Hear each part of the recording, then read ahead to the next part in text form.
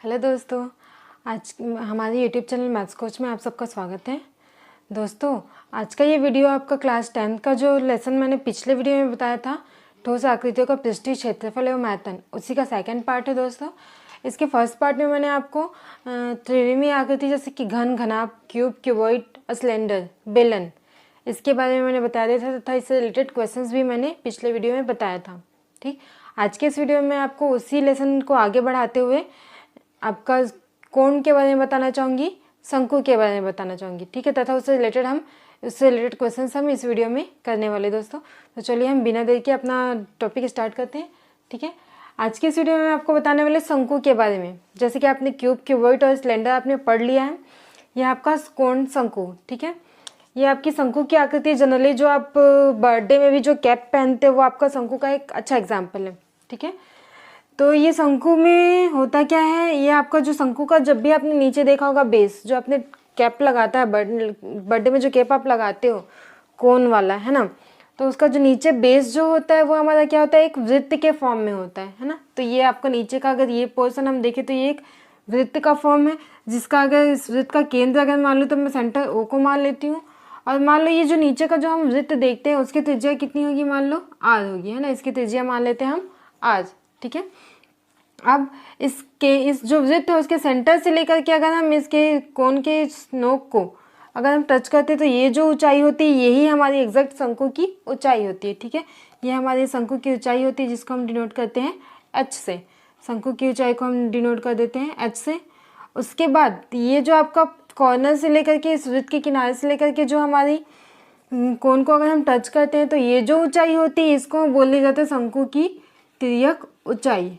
इसको बोल दिया जाता है शंकु की तिर्यक ऊंचाई। ठीक है, इस प्रकार से आपने यहाँ पे शंकु की त्रिज्या, शंकु की ऊंचाई और शंकु की तिर्यक ऊंचाई, ये तीन चीज देखा। इसी के बेस पे हम शंकु से रिलेटेड बहुत सारे क्वेश्चंस, बहुत सारे 2-3 हम फॉर्मूला बनाने वाले, जैसे कि शंकु का आयतन कैसे हम निकालेंगे, शंकु के वक्र पृष्ठ का आयतन हम कैसे निकालेंगे।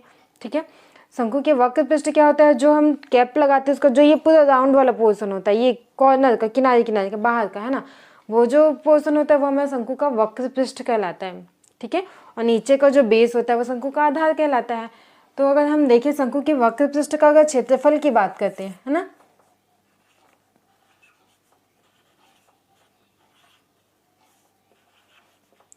वक्र पृष्ठ का क्षेत्रफल, शंकु के वक्र पृष्ठ के क्षेत्रफल की अगर हम बात करें तो देखो हम कैसे निकालेंगे। अगर आप अपने उस कैप को बीच से किनारे से फाड़ देती हूँ, है ना, इस मान लो इस शंकु को मैं यहाँ से कट करती हूँ और इसको ओपन करती हूँ, यहाँ से कट करके ओपन करती हूँ, तो ये हमको किस प्रकार से ओपन होगा, मान लो यहाँ से मैंने ओपन करना इसको शुरू किया, है ना, इसको फैलाऊंगी मैं तो ये राउंड होते हुए ये आपको यहाँ पे आके इस प्रकार से इतने में आके वो खत्म हो जाएगा। ये पूरा राउंड आपको ओपन नहीं हो पाता, देखो, क्योंकि इस दोनों को अगर मैं पकड़ के जोड़ दूँ तो ये आपका एक शंकु बन जाएगा। ठीक, तो अगर मैंने इसको फैलाया, इसको यहाँ से कट किया, मतलब ये वाला जो कटा हुआ पोर्शन है यहाँ पे, ये आपका क्या है, एल है।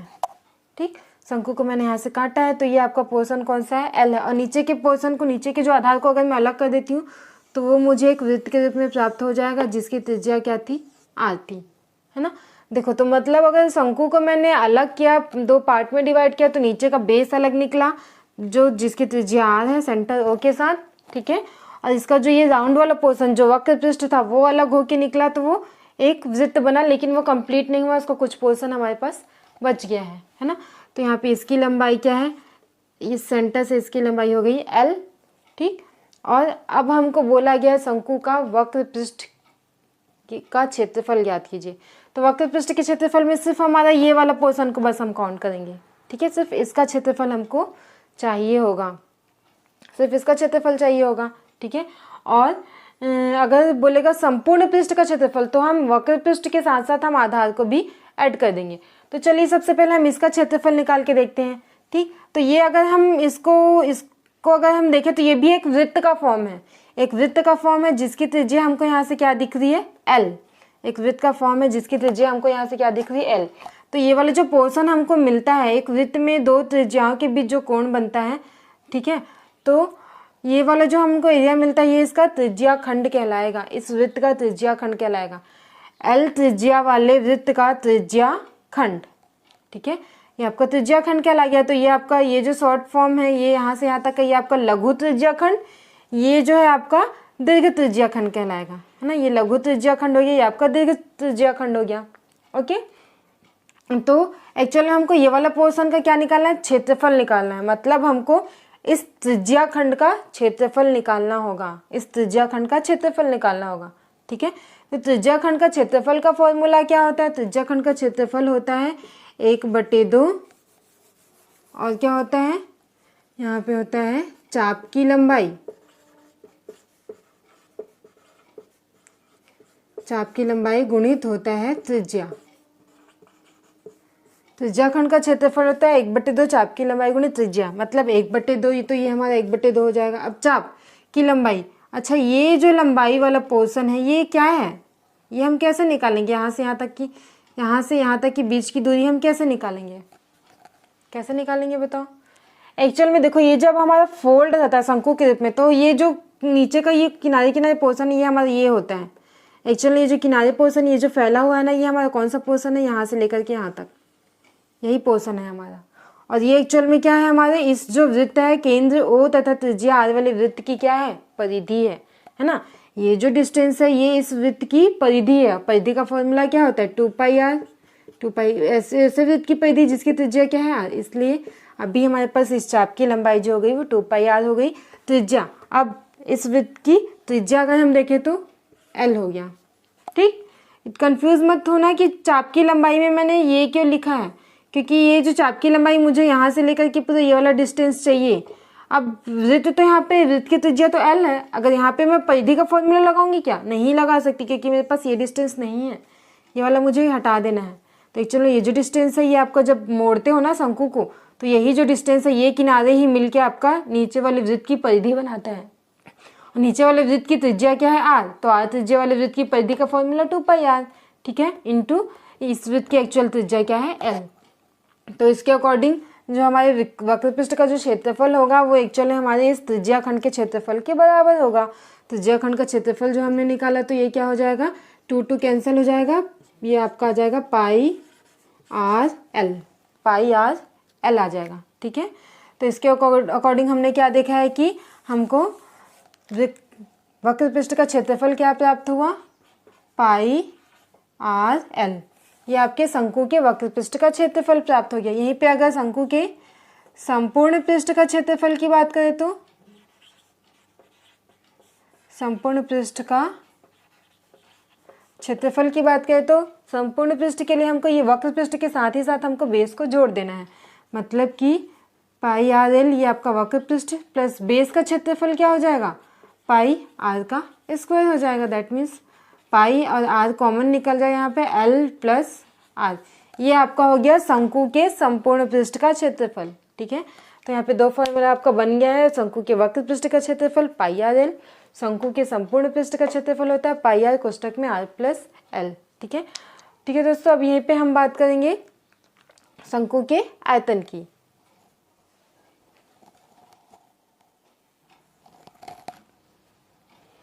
अगर हम शंकु के आयतन की बात करते हैं यहाँ पे,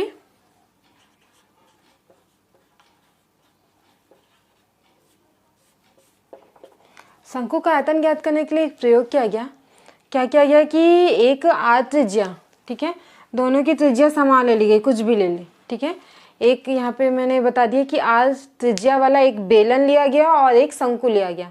ऐसा बेलन और शंकु लिया कि दोनों की त्रिज्याएं क्या थी, समान थी, ठीक है। अब शंकु से रेत उठाकर रेत को शंकु में पूरा फुल भर करके उस बेलन में डाला गया, ठीक है। इस प्रक्रिया को 3 बार करने पर उन्होंने देखा कि बेलन जो है वो पूर्णतः भर गया है, ठीक। मतलब कितने बार किया उसने प्रक्रिया को, 3 बार किया। तो यही काम आप अलग अलग त्रिज्या वाले शंकु और बेलन को लेकर के उन्होंने बार बार दोहराया। मतलब एक बार एक त्रिज्या वाले बेलन और शंकु को लिया, उसके बाद उसने 10 सेंटीमीटर त्रिज्या वाले बेलन और शंकु को लेकर के यही प्रक्रिया दोहरा के देखा, तो उनको भी रिजल्ट यही प्राप्त हुआ। उसके बाद उन्होंने 20 त्रिज्या वाले शंकु और बेलन को लेकर के यही प्रयोग को फिर से दोहराया, तो उनको मिला क्या कि जो बेलन का आयतन है बेलन का जो आयतन था ये क्या होता है, शंकु के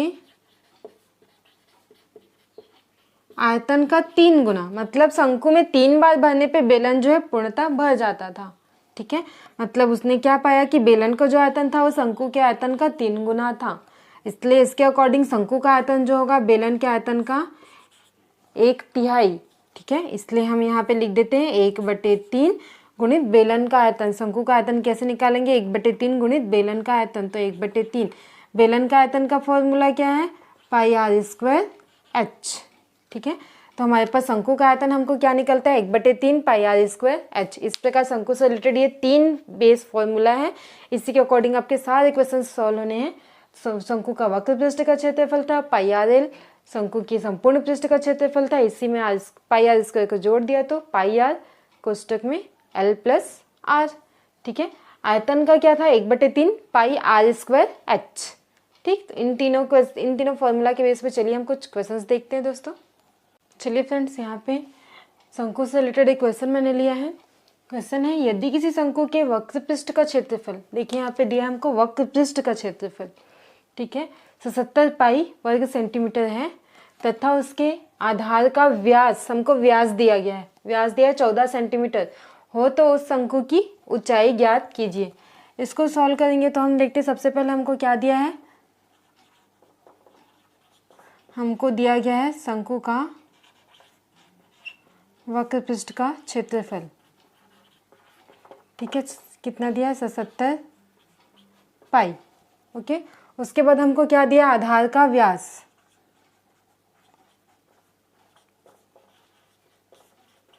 आधार का व्यास, दैट मीन्स ये हमको वैल्यू दी गई है 2r की, कितनी दी गई है, 14 सेंटीमीटर। दिस इम्प्लाइज दैट, तो हमको r का मान क्या मिल जाएगा, 2 को पक्षांतर कर दो तो 7 सेंटीमीटर मिल जाएगी। ठीक है, अब हमको उसकी ऊंचाई, ऊंचाई मतलब हमको क्या ज्ञात करना है, यहाँ पे h का मान हमको ज्ञात करना है। ठीक है, अब हम यहाँ से शुरू करते हैं फिर से कि दिया गया है क्या, वक्र पृष्ठ का क्षेत्रफल दिया गया है,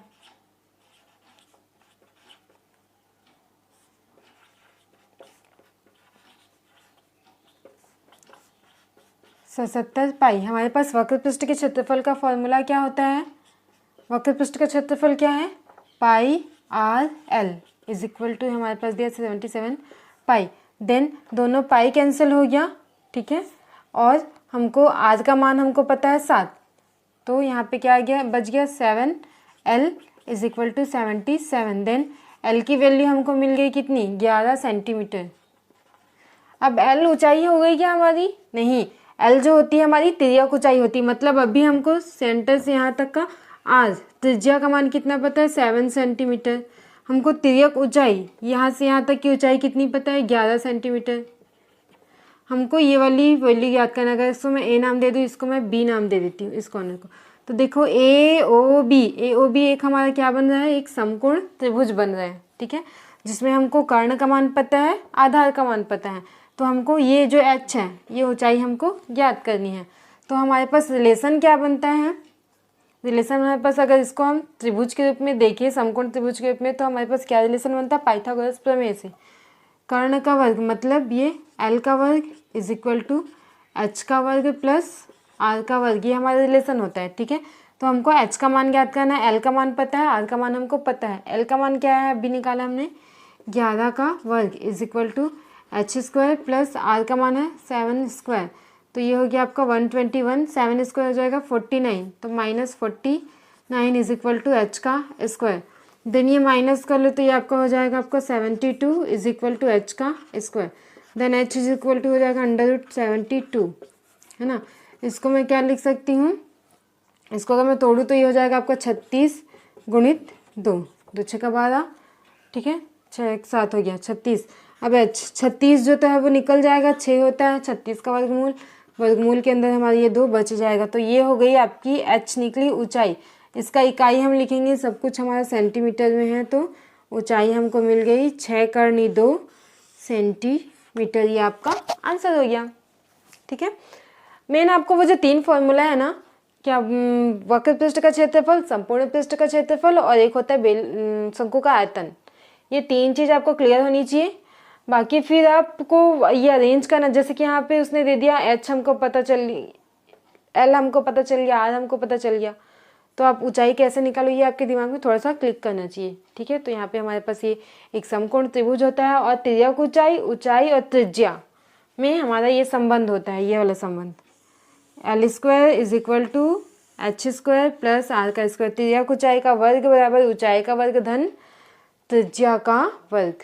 ठीक है, तो इस प्रकार से इस क्वेश्चन का आंसर है 6√2 सेंटीमीटर। चलिए फ्रेंड्स, यहाँ पे एक और क्वेश्चन मैंने लिया है शंकु प्रविष्ट। ठीक है, ये जो क्वेश्चन है ये आपका 2018 में पूछा गया है। छत्तीसगढ़ के जो एग्ज़ाम 2018 में ये पूछा गया है क्वेश्चन। ठीक है, और इसके पहले जो मैंने क्वेश्चन बताया दोस्तों, वो क्वेश्चन आपका 2019 में पूछा गया था। ठीक है, 2018 में पूछा गया है। ये क्वेश्चन हम बनाने के लिए शुरू करते हैं तो हम क्या देखते हैं कि सबसे पहले हमको क्या क्या दिया है ये हम देख लेते हैं ना। हमारे पास क्या क्या दिया है, शंकु के आधार का व्यास दिया है। शंकु के आधार का हमको दिया व्यास, हमको याद करना, उससे त्रिज्या, ऊंचाई दिया, मतलब ये h का मान है, और हमको शंकु का वक्र पृष्ठ, संपूर्ण पृष्ठ का क्षेत्रफल और आयतन ज्ञात करना है। सबसे पहले मान लेते हैं, माना शंकु के आधार की त्रिज्या।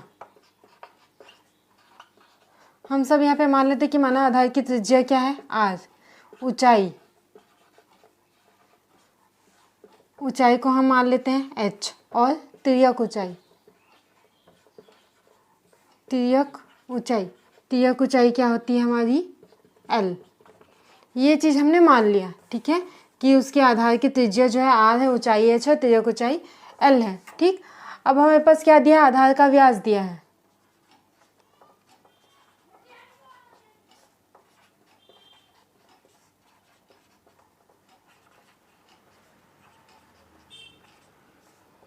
आधार का व्यास दिया है, आधार का व्यास दैट मीन्स ये किसकी वैल्यू है, 2r की वैल्यू दी है हमको 14 सेंटीमीटर। तो हमको r का मान कितना मिल जाएगा, 7। इधर से डिवाइड कर दो, r की वैल्यू मिल गई 7, और ये जो h है ये हमको ऊंचाई दी गई, मतलब h की वैल्यू हमको दे दी गई है 24। r की वैल्यू हमको मिल गई 7, h की वैल्यू हमको दे दी गई 24। हमको संपूर्ण पृष्ठ का क्षेत्रफल ज्ञात करना, मतलब हमारे पास हमको सबसे पहले वैल्यू किसकी चाहिए, l की। ठीक, तो l की वैल्यू निकालने के लिए हमारे पास रिलेशन क्या होता है, L² = h² प्लस r का स्क्वायर, है ना। तो ये इसको मैं 2 पार्ट में डिवाइड कर लेती हूँ। यहाँ से L² हमको मान किसका ज्ञात करना है, L का ही मान ज्ञात करना है। h का मान कितना हो गया है, h का मान हमको कितना दिया है 24, मतलब 24 का स्क्वायर, प्लस r की वैल्यू है 7 का स्क्वायर।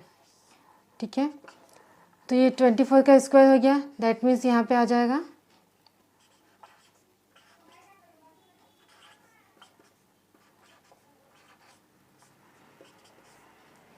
ऐड कर लीजिए, आपका हो जाएगा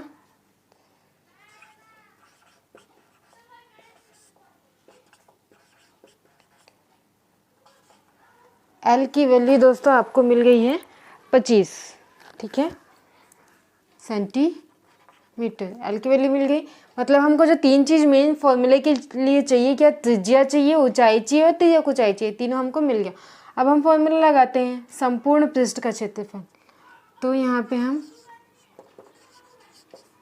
शंकु का संपूर्ण क्षेत्रफल क्या होता है,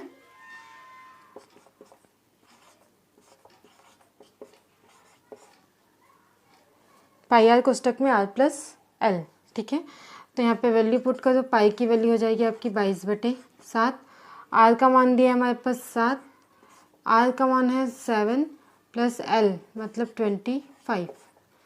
ये आपका कितना हो गया, 22 × 30।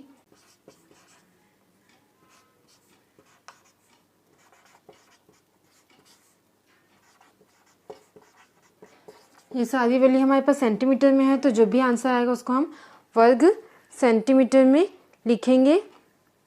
ठीक है, वर्ग सेंटीमीटर में लिखेंगे, क्यों यहाँ पे, क्योंकि ये क्षेत्रफल है। अब जो हम आयतन निकालने वाले हैं उसको हम लिखेंगे घन सेंटीमीटर में। ठीक है, तो अब हम फॉर्मूला लगाते हैं शंकु का आयतन।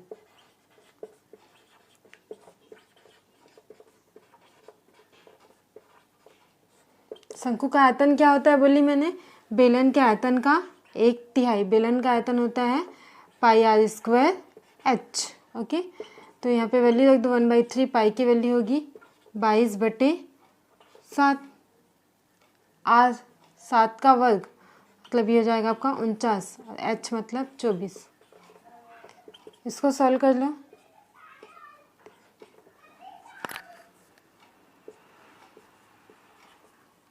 डेट मीन्स यहाँ पे बनेगा 22, 7 और ये 8।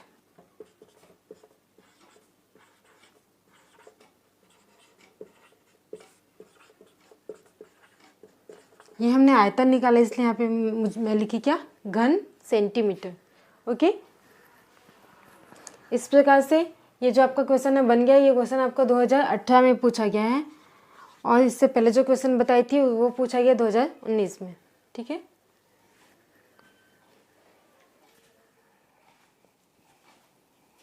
चलिए दोस्तों, यहाँ पे एक और क्वेश्चन मैंने लिया है। क्वेश्चन है, यदि एक जोकर की शंक्वाकार टोपी के आधार की त्रिज्या दिया है 7 सेंटीमीटर तथा ऊंचाई दिया है 24 सेंटीमीटर हो, तो ऐसी 10 टोपियां बनाने के लिए लगने वाली 4 जो सीट होती है उसकी क्षेत्रफल ज्ञात कीजिए। ठीक है, इसने बोला है जोकर का शंक्वाकार टोपी। जोकर जो टोपी लगाता है ना, तो टोपी में उसका वक्र पृष्ठ तो रहता है लेकिन उसका बेस रहता है क्या? जब भी आप टोपी लगाते हो शंक्वाकार वाली, उसमें बेस रहता है क्या? बेस तो खोखला रहता है ना। ठीक है, इसका मतलब क्लियर है कि जो हमको टोपी बनानी है उसमें हमको सिर्फ वक्र पृष्ठ चाहिए, बेस हमको नहीं चाहिए। मतलब ये जो एक टोपी का अगर हम सीट निकालेंगे, एक टोपी में कितना सीट लगेगा हम कैसे निकालेंगे? उस टोपी का वक्र पृष्ठ का क्षेत्रफल निकाल लो, बस वो आपका उस टोपी में लगने वाले सीट का क्षेत्रफल होगा। ठीक है, चलिए इसको सॉल्व करते हैं। दिया गया है टोपी के आधार की त्रिज्या, है ना, आधार की त्रिज्या दिया गया है। दैट मीन्स ये आर की वैल्यू हो गई 7 सेंटीमीटर। ठीक है, इसके बाद हमको क्या दिया गया है? ऊंचाई। उसी शंकु की ऊंचाई दी गई है। ऊंचाई कितनी दी गई है? 24 सेंटीमीटर। अब हमको एक टोपी में लगने वाला सीट ज्ञात करना है, तो हमको क्या चाहिए? तिर्यक ऊंचाई भी चाहिए।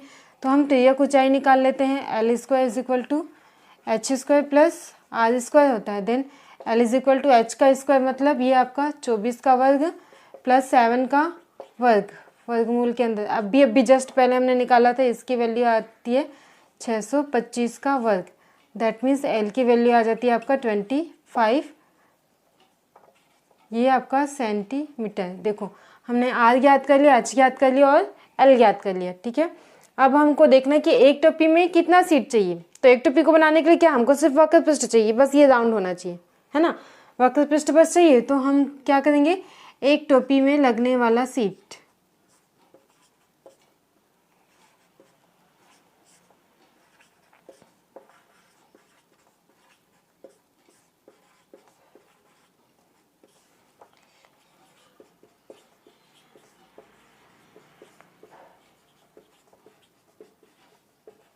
एक टोपी में लगने वाला सीट का क्षेत्रफल होगा जो एक्चुअल में क्या होगा?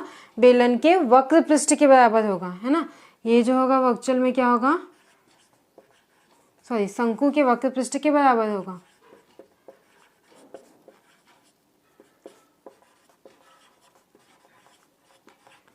शंकु का वक्र पृष्ठ है ये एक्चुअल में, जो सीट बस ऊपर पे लगेगा, हमारा बेस में कुछ नहीं लगना है टोपी के।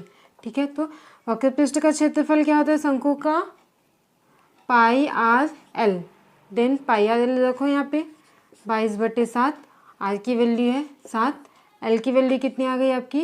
25 हो गई। ठीक है, तो ये हो गया आपका 22 इंटू 25। ये आपका कितना आ गया? वैल्यू निकालो।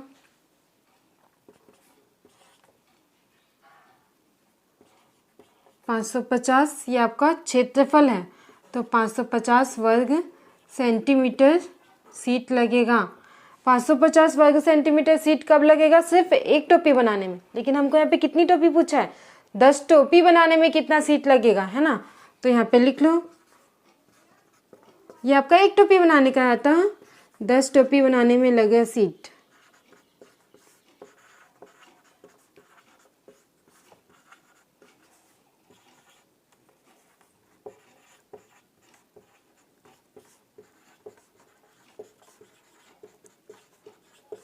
लगने वाले सीट का क्षेत्रफल हम कैसे निकालेंगे? 10 से गुणा कर दो 550 का, ये कितना आ गया आपका?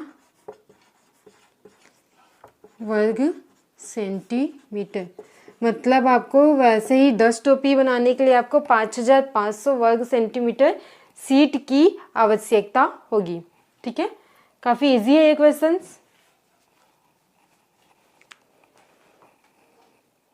चलिए दोस्तों, यहाँ पे मैंने एक और क्वेश्चन लिया है। क्वेश्चन है हमारा, एक शंक्वाकार तंबू की ऊंचाई है 5 मीटर, आधार की त्रिज्या है 12 मीटर तथा उसकी तिर्यक ऊंचाई हमको ज्ञात करना है, तथा तंबू को बनाने में लगने वाले तिरपाल, जो तिरपाल से तंबू बनता है, उसका लागत मूल्य हमको ज्ञात करना है। यदि उसका मूल्य 70 रुपये प्रति वर्ग मीटर हो तो। ये क्वेश्चन भी आपका पिछला क्वेश्चन के जैसे ही है। देखो, तंबू जब बनाते हैं तो हम उसके बेस पे कुछ नहीं बिछाते, जो तिरपाल रहता है वो बस उसके वक्र पृष्ठ में यूज़ किया जाता है। ठीक है, तो तंबू को बनाने में हमको कितना तिरपाल लगा, तिरपाल का कितना क्षेत्रफल लगा, है ना।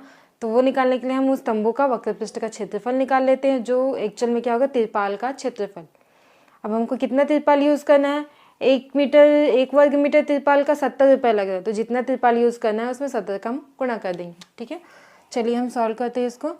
शंकु की दिया है ऊंचाई, सबसे पहले हम जो दिया है लिख लेते हैं। शंकु की ऊंचाई दिया है, h का मान हमको दे दिया है 5, और हमको दिया है आधार की त्रिज्या, त्रिज्या दिया है, मतलब ये हमको दे दिया है r की वैल्यू 12 मीटर, है ना। हमको h ज्ञात कर लेना है, then h is equal to l ज्ञात करना है, तिर्यक ऊंचाई ज्ञात करना है ना। तिर्यक ऊंचाई l क्या होगा?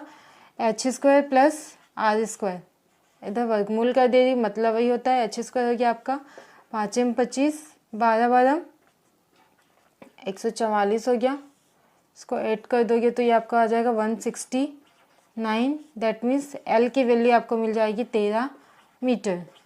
तिर्यक ऊंचाई मिल गया हमको 13 मीटर। ठीक है, अब तंबू बनाने में जो लगा तिरपाल होगा, एक तंबू को बनाने में जो लगा तिरपाल होगा, वो एक्चुअल में उसके वक्र पृष्ठ के क्षेत्रफल के बराबर होगा, क्योंकि बेस पे हम तिरपाल का यूज़ नहीं करते, सिर्फ जो राउंड बनता है उसका वक्र पृष्ठ, सिर्फ उसी में ही हम तिरपाल का यूज़ करते हैं। ठीक है, तो तंबू बनाने में लगा तिरपाल,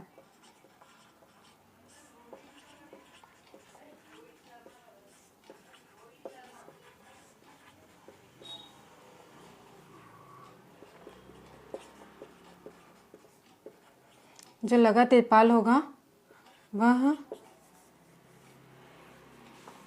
तंबू का वक्र पृष्ठ का क्षेत्रफल होगा एक्चुअल में।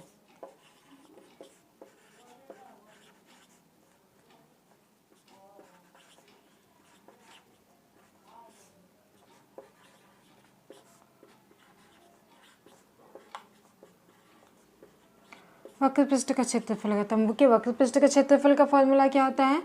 पाई R L. That means pi की वैल्यू हो गई 22/7, त्रिज्या का मान हो गया 12, और एल तिर्यक ऊंचाई का मान हो गया 13।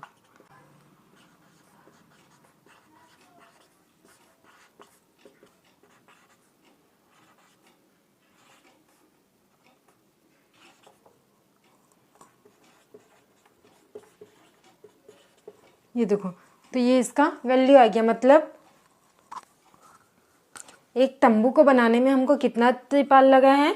490.2 वर्ग मीटर हमको तिरपाल की आवश्यकता है, और 1 वर्ग मीटर तिरपाल का मूल्य कितना है? 70 रुपये। तो 490.2 वर्ग मीटर तिरपाल का मूल्य कितना होगा, ये हमको यहाँ पे निकाल लेना है।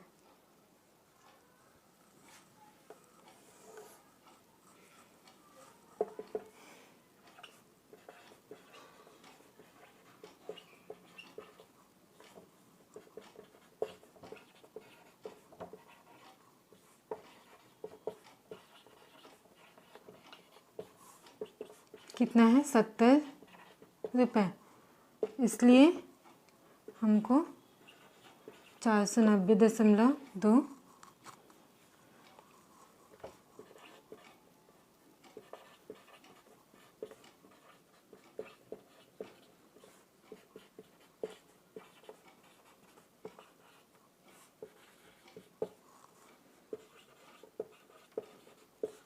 बराबर 490.2 गुणित 70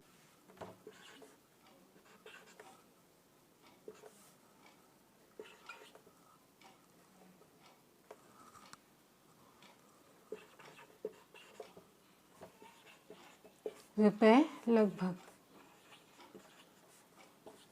क्योंकि हमने यहाँ पे देखो ये पूरा पूरा ये और कटता ना, ये एग्जैक्ट नहीं हुआ है ना, दशमलव के बाद यहाँ पे और संख्याएं आ सकती हैं।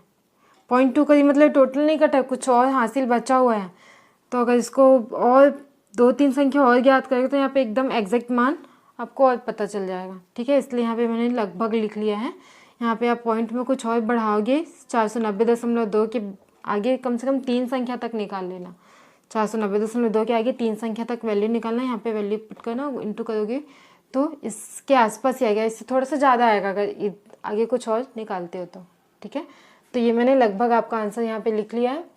तो ये हो गया आपका क्वेश्चन, जो ये पिछला क्वेश्चन के सेम समान ही है, बस यहाँ पे एक ये लागत मूल्य वाला एक और पार्ट यहाँ पे ऐड कर दिया गया है। ठीक है।